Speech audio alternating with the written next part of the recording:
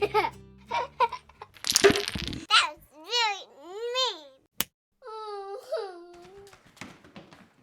She hit me. He pushed me first. Did not. Did too.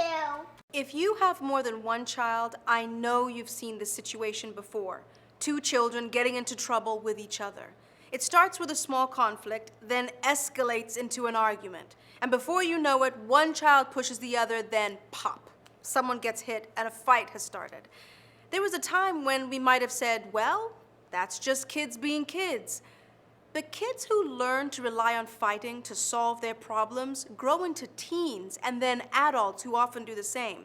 There is so much violence today, from gangs and other criminal activity to family members abusing other family members to people just getting angry and pulling out guns.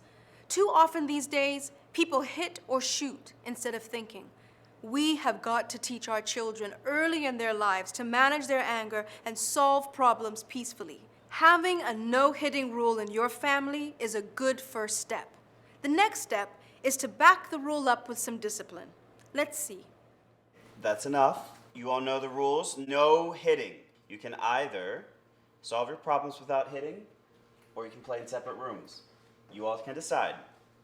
Dad is using a simple but powerful technique called choice and consequences. There are two parts to using it. A choice You can either solve your problems without hitting, and a consequence. or you can play in separate rooms.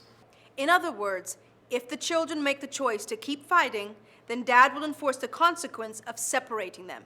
He'll also want to take time to teach his children some positive ways to solve their problems, like taking turns and sharing.